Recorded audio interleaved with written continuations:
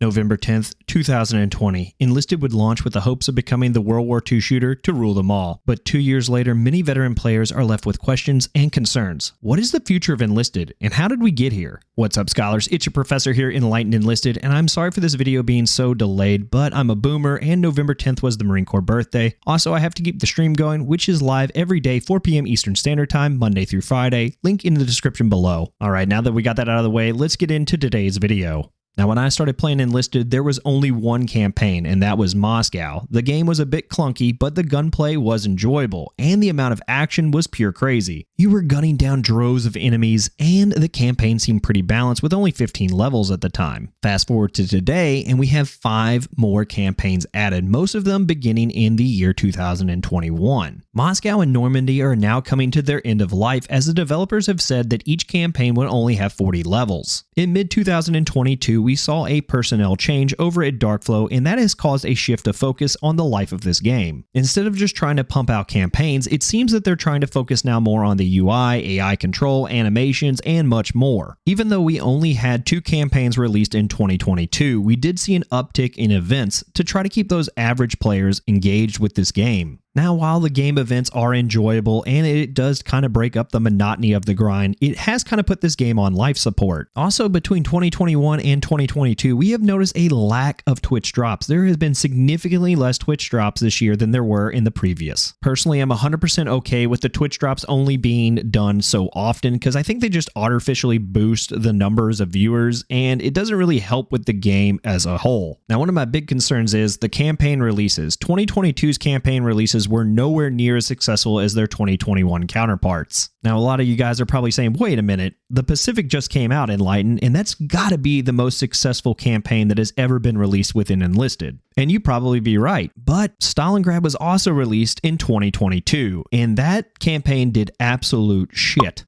Even though Tunisia and Berlin were not as well received as, say, the Pacific, they still did significantly better than Stalingrad. Also, you got to remember that in 2021, Normandy came out, and that is still probably one of the most popular campaigns in the game to date. Which brings me back to the problem that Quadro, Jason, and I talked about on the first Enlisted podcast way back in August of 2021. The player base splitting between 6 campaigns, 2 sides apiece, leave a lot of games empty of players, with most of my games only having really 2 to 3 real players on each side. But back in 2021, we assumed Darkflow had an answer for this problem.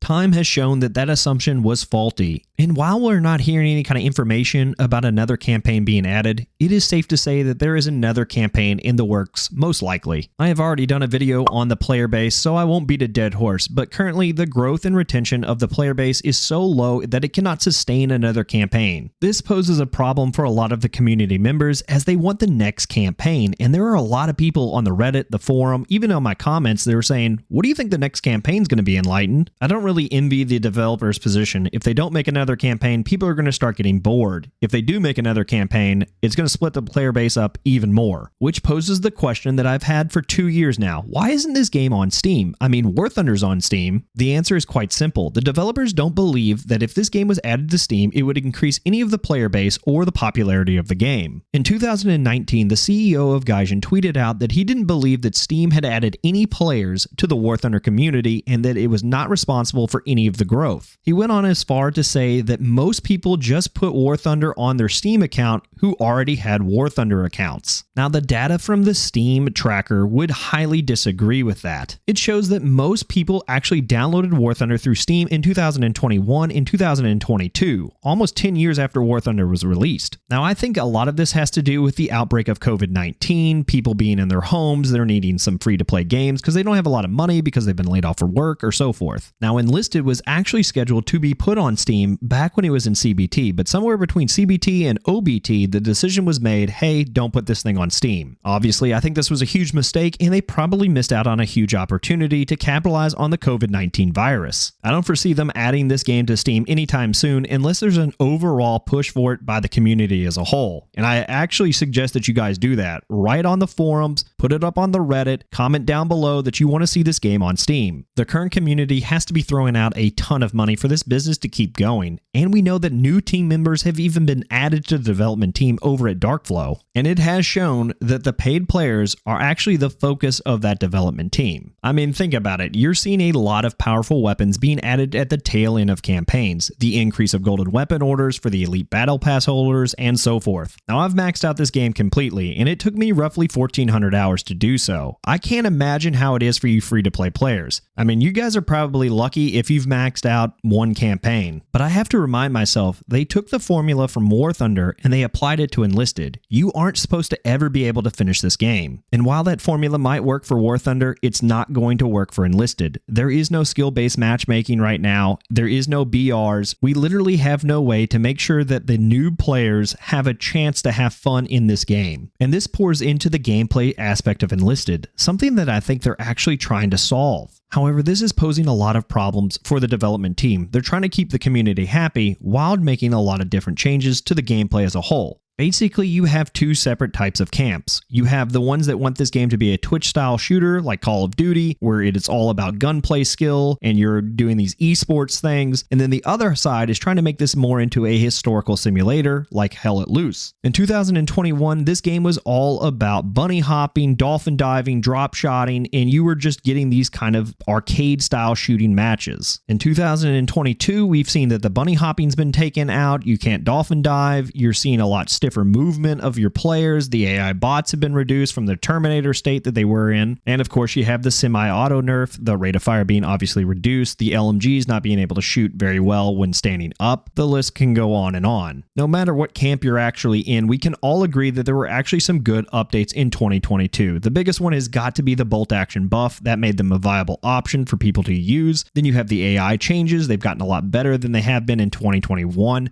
And of course, you have the UI updates. I mean, honestly, if you want to get into it, you have such better options now in Enlisted in order to make sure that your squads are filled out by equipment and so forth than you did in 2021. I mean, in 2021, it was almost a nightmare. Overall, I would say that Enlisted is in a much better place, and it is continuing to grow. It might not be at the rate that we want it to, but it is growing. I have high hopes for the 2023 year for Enlisted, and I can't wait to see what the developers have in store to add to this game. I have a couple ideas of things that I would like to see added in 2023, and if you want to hear about those, be sure to hit that like and subscribe button. As always, scholars, hit those books and hit those bottles. Cheers.